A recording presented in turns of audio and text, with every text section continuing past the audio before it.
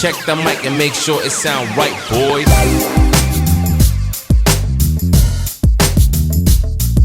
Hi, hello, vanakkam, and welcome to Little Slaw YouTube channel. And this is me, your Shanmugam. So, as part of this SQL video series, in this video, we are going to see about creating a table. So, we'll see how to create a table and what does a table contains and how does this table structure works. So, why do we need to create a table? What does a table do in the structured query language? So, a table inside the database will actually hold the data, and this database table simply organizes the information into rows and columns. Say, for example, when we register for Amazon, we enter our first name, our last name, our phone number. Okay, let's just go to Amazon and let's see. So I'm just opening the Amazon here. And let's go to the account. Let me just sign out. So I'm signing out and I'm trying to create an account. It asks for my name, my mobile number, or my email address, and then my password, and then the re-enter password. So after I enter all these details, I click continue. So this is the very basic table which gets created for every user who creates an account. And the mobile number or the email is added as a primary key. So when adding this as a primary key, and when we enter again with the same email ID, we will get a message that this email ID or this particular phone number is been already used. But we can't use this primary key for the name or for the password, because the name and password are very common. Say, for example, Vasant. My name is Vasant, and there are, say, like at least thousands of people who has the name Vasant. So we can't keep that as a primary key, again, the password. So few data or few values are only considered as primary key in the tables, not everything so something which is unique or something which has to be unique. So those values are kept as primary key. So this is the first table that when you log into or when you create an account with Amazon.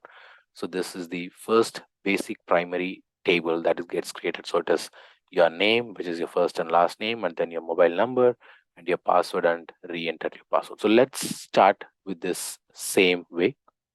So we'll create a table which has our name, which will have our mobile number or email address, and then the password. And when we click continue, automatically our account gets created. So let's start with that. And here I have an online SQL editor. So this is for just practicing. So for just practicing, you don't need to install any SQL server or any huge or heavy software in your system. You can just go through this online, if you have an online connection all the time. So you can just try this online and you can try all the queries which we want. So let's start now. So what are all the values we want? So we need to have the name as a variable, the mobile number as a variable, and the third one is password and re-entering our password. So let's do it. So the basic syntax, let's see the basic syntax for creating a table. So the basic syntax for creating a table is create table and then the table name. And then we will enter the column names. So the column name, say for example, if it is a full name, so what is going to be the data type? And then it's going to be the the email ID or your phone number. So your email ID and what is the data type of it. So in this way, we will create a table. So let's start. So the first table is going to be create account. So let's start a table. So the table name is going to be create table.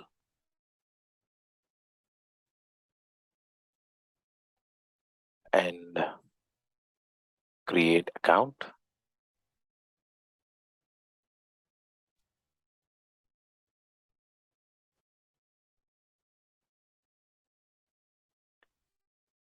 So make sure the table names are case sensitive. So make sure or just remember whatever the cases you enter in the table. So make sure just have it whenever you use it. So let's start with creating a table now. So first one is going to be the name. So let's enter as name. And this is going to be var which is a var character. And it is going to be 50 since we have to enter our first name and last name. And this is going to be not null. So what is not null? So when we were entering a value or a variable as not null, which means this variable or value should not be left empty. There are few other fields. Say for example, when we enter our address, the first part of the address is not null. That is, we should not leave it empty, but the address 2 or address 3 or address 4, those columns can be left null. So when we are entering that, we can either define it as not null or we can leave it as null if we do not want to make it too mandatory. So any values which we keep as mandatory that we want the user to enter, so we have to keep it as, or we do not want the value to be kept null. So we have to make it as mandatory and we have to make it as not null. So the first value, which is name. So we have entered the var character, then that is a data type. And the next one is going to be the email ID or the phone number. So for now, let's give it as email ID.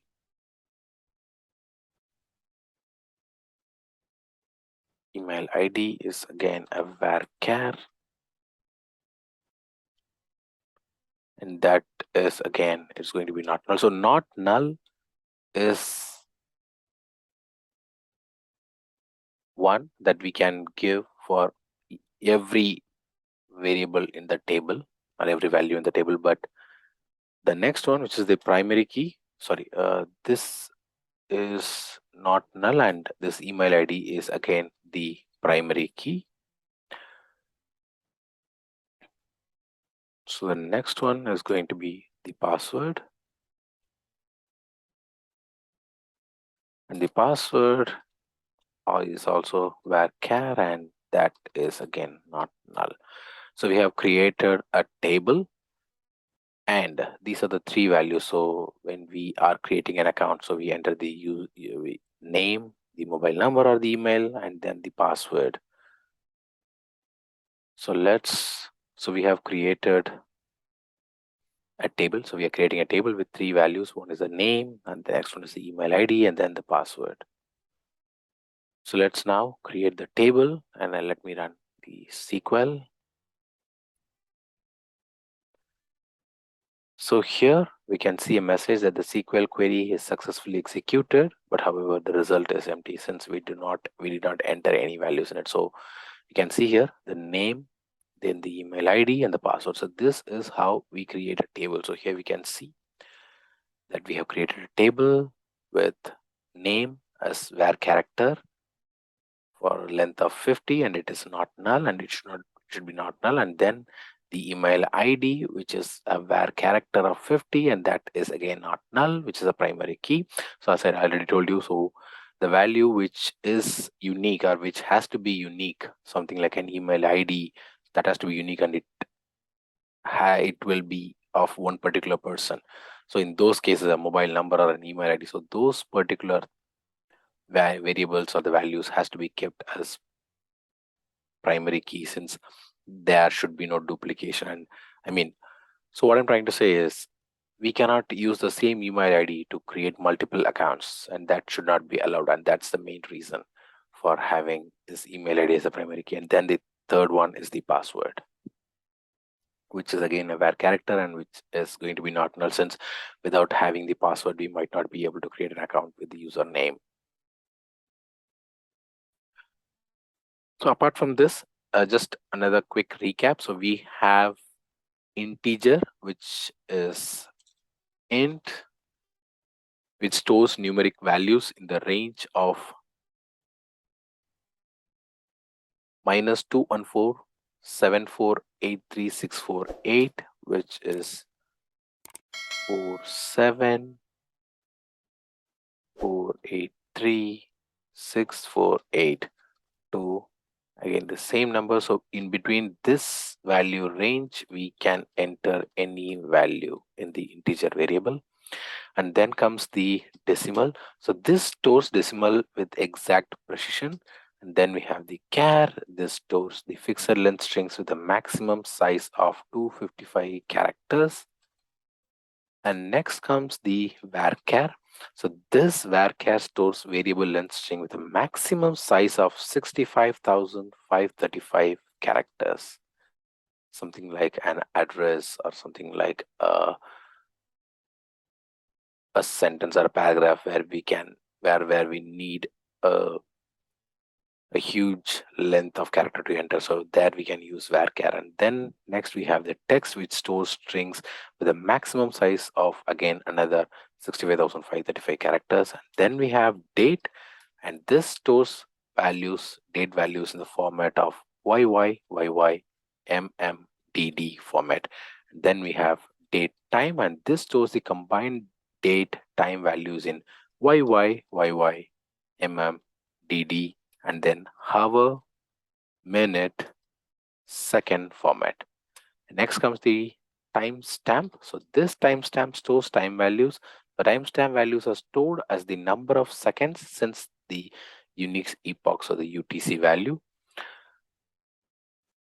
So the next few things which we discussed already, so which is the not null, and this constraint ensures that the field cannot accept a null value.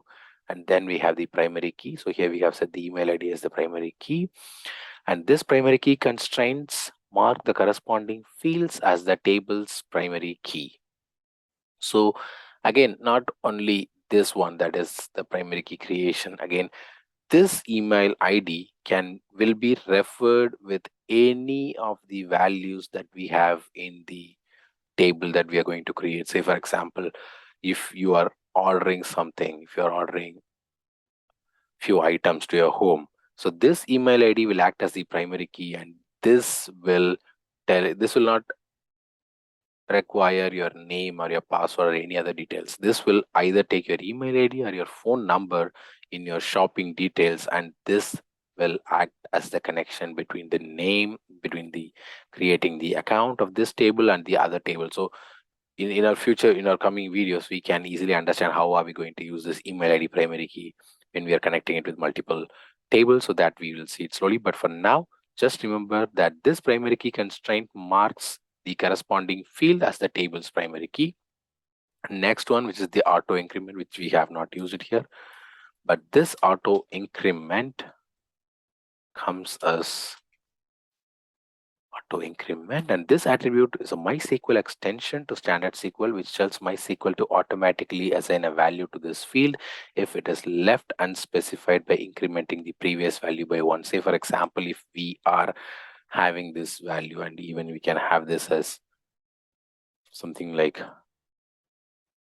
user or something like user, and we can have it as, let's decide what is going to be the value. So let me give it as int,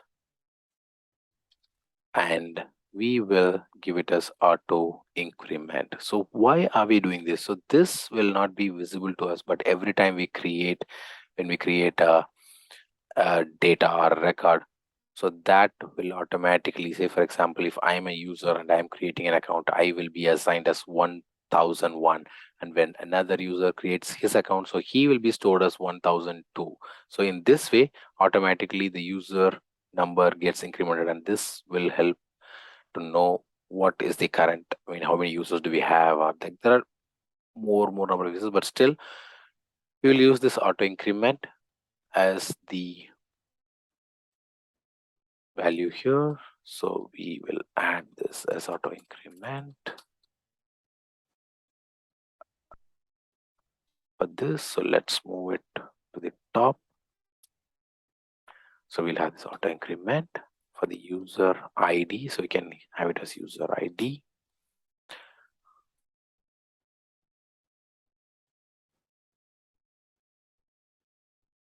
User ID as integer, and then it is going to be auto increment. So far we discussed about how to create a table with multiple variables or values, and then we saw about what are the data types of them, and what are like how they are designed, like whether they are not null or primary key. Then we have also discussed about the other data types like int, decimal character, varchar, text, date, time, timestamp. So let's now see another example. So here which is so let's create a table. So let me remove this one. And so what if we create a table with the same name? So it is going to be, so let's create a table which is with the same name.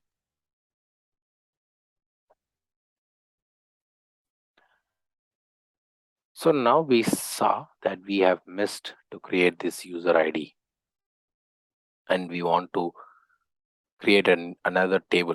We want to remove this table, and we want to create another table. So how are we going to do it? So what if we create another table with the same name, but we have added an extra field?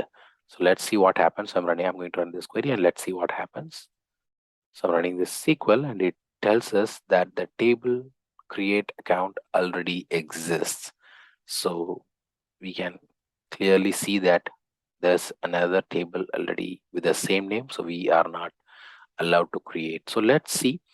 So if we are trying to create a table which already exists inside the database, we get this error message that the table create account already exists. So to avoid this, what we can use is we can create, or we have an option to mention that if this table does not exist, so if not exists, we can create it, and let's see what happens. So here we can see that the SQL query executed successfully, however the result set is empty.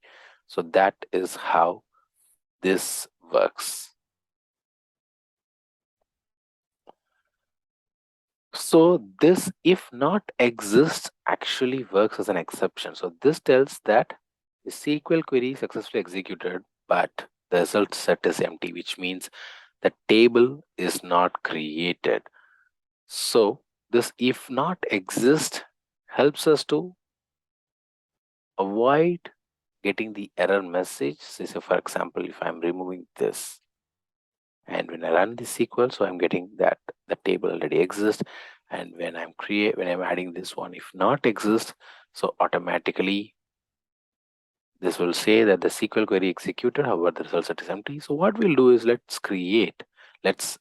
me add a dupe, which is a duplicate of this table, and let's run the SQL and let's see what happens. So here we can see, so if not exist, we are creating this table, and if it exists, it will execute successfully, but we will not get a new table. So that is the special of having or using this if not exist. So what we'll do is we will drop the tables. So how to drop the tables? See, for example, if I do not want to have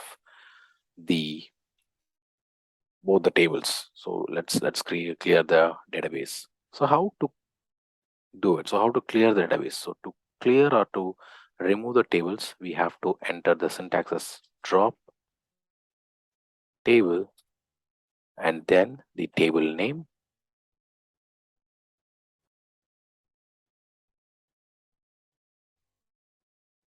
And let's run this query. So we have removed the table. Then let's remove the second table as well. So we have now removed both the tables. So the syntax is going to be again similar to create. So while creating a table, we use create table and then the table name. For drop table or for deleting table, it is going to be drop table and then the table name. So this drop table has to be very carefully used. I mean, you should never use drop table until otherwise you are supposed to do it, because when you drop a table, it will delete the table. And make sure you are not using this anywhere in your set environment or in your UAT or any of your production environments. This is just for practice here. Never use this. This is again a cautionary message. Never use this or never practice this in your production systems, because this will clear your tables and this will delete your tables. We can even recover it, but still it is not advisable to use it. For the practice purpose, yeah, you can try this drop table.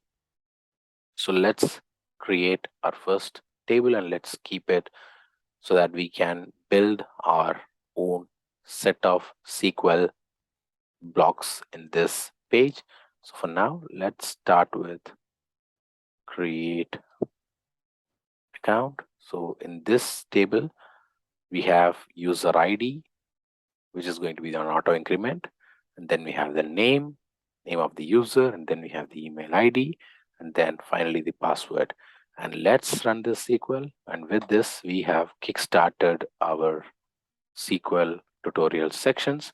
So for more interesting and informative videos and to follow this, what is going to be the next one? So the next one is going to be the SQL constraints and we will see about inserting values, selecting values, using where condition and our logic operators and order by, top, limit, distinct. So for all these videos, please do subscribe to our channel and please do follow all the videos. Until we meet you in another interesting session, it's bye from Vasan Shanmugam and Little's Law.